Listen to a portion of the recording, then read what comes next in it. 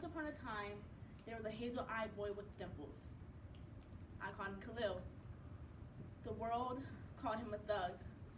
He lived but not nearly long enough, and for the rest of my life, I will remember how he died. A fairy tale? No. But I would never give up on a better ending. It would be easy to quit if it was just about me or Khalil, that night, that cop. But it's about way more. It's about Seven and Sakani and Kenya. It's even about that little boy in 1955 who nobody recognized at first. Emmett. In some people's eyes, my skin color is a weapon. In the eyes of Star, her skin color was an advocate to do what's right. One night, tragedy strikes as Star and her friend are leaving a party and are pulled over by a cop. Daddy always warned her about what to do if she ever came encounter with the police, but nothing could prepare her for what she's about to encounter tonight. In The Hate You Give by Angie Thomas. I shouldn't have come to this party. I'm not even sure I belong at this party, and that's not on some bougie shit either. There are just some places where it's not enough to be me. Either versions of me. Big D's Big Spring Break Party is one of those places. Girls wear their hair color curled, laid and slayed, got me feeling basic as hell with my little ponytail.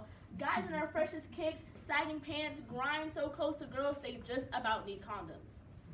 Doesn't matter though. I'm invisible. I feel like that a lot when I'm around here. Suddenly, I'm Eve in the garden after she just ate the fruit. It's like I realized I'm naked. I'm at this party where I'm not supposed to be at, where I barely know anybody, and the people I do know just left me hanging. But as long as I play it cool and keep to myself, I should be fine. Star! A familiar voice says. Guys give him daps and girls crane their necks to look at him. He smiles at me, and his dimples ruin any G persona he has. He hugs me, smelling like soap and baby powder. Where you been, girl? Ain't seen you in a minute. You don't call, text nobody, nothing. Basketball at school keeps me busy, but I'm always at the store. You're the one nobody sees anymore. His dimples disappear like he always does before he tells a lie. He wipes his nose. Yeah, well, I've been busy. Obviously, the crisp white tee, the brand new Jordans. When you're from Garden Heights, you know what busy really means. I wish he wasn't that kind of busy though. I don't know if I want to tear up or smack him. But the way Khalil looks at me with those hazel eyes makes it hard to be upset. Pop! A shot rings out. Khalil grabs my hand. He pushes me through the people, shoving people out of that way and stepping on shoes. That alone can get us a few bullets. I don't try to see who got shot or who's shooting. You can't snitch if you don't know anything. Khalil leads me to a Chevy Impala parked under a dim street light. He pushes me through the driver's side and I climb into the passenger seat. We screech off, leaving chaos in the rearview mirror. Can't have a party without somebody getting shot. He sounds like my parents. When I was 12, my parents had two talks with me. One was the usual birds and bees. Well, not the usual version. My mom, Lisa, is a registered nurse, and she told me what to wear and what didn't need to go here, there, or any damn where the child was grown. Back then, I doubted anything was going anywhere anyway. While all the other girls spread their breasts between the 6th and 7th grade, my chest was still as flat as my back. The other talk was what to do if I got stopped by a cop.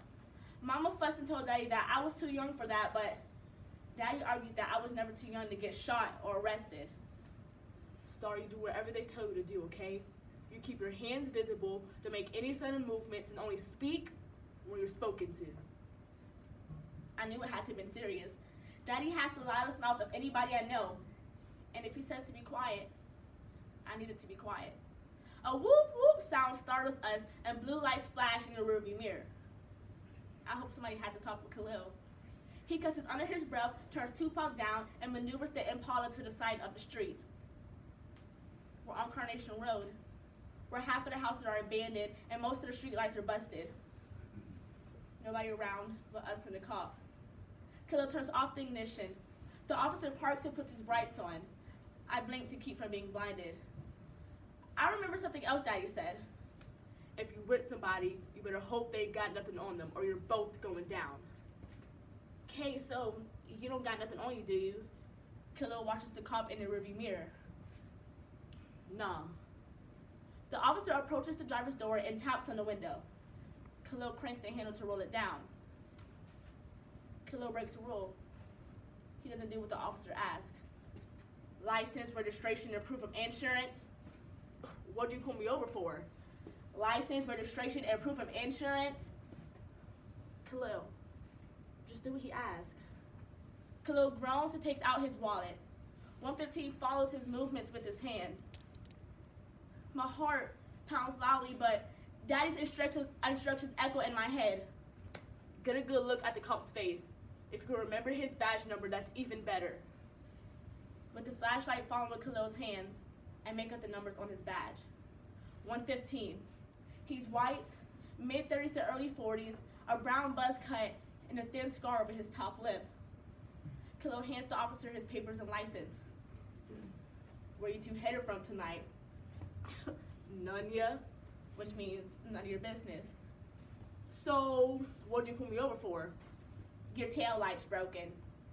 So, are you going to give me a ticket or what? Khalil asks. You know what? Step out of the car, smart guy. Khalil gets out with his hands up. Khalil 115 yanks him by his arm and pins him up against the back door. I fight to find my voice. He didn't mean to. Hands on the dashboard. I do what he says, but my hands are shaking too much to be still. 115 pats Khalil down. Okay, smart guy. Let's see what you got on you today. Man, you ain't gonna find nothing. He pats Khalil down 2 more times. He turns up empty. Y'all stay here. I can't even nod.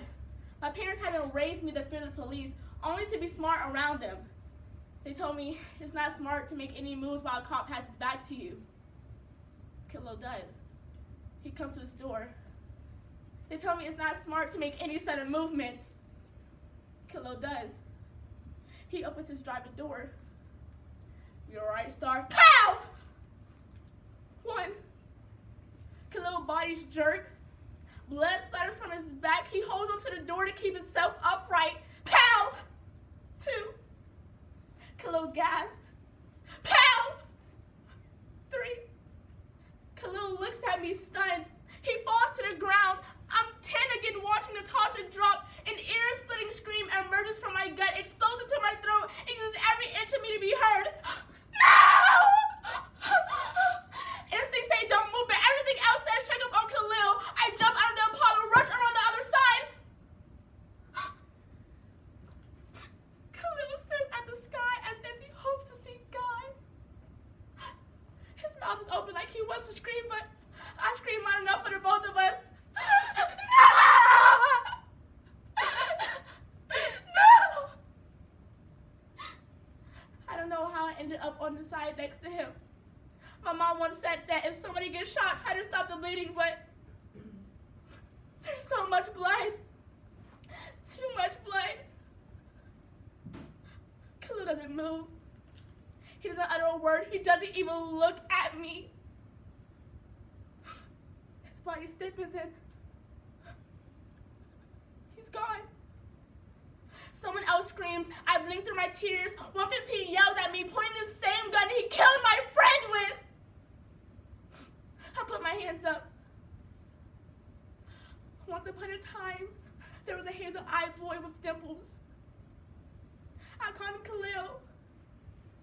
Yeah, I think it'll change one day. How? I don't know. When? I definitely don't know. Why? Because there will always be somebody ready to fight. Ayana, Trayvon, Emmett,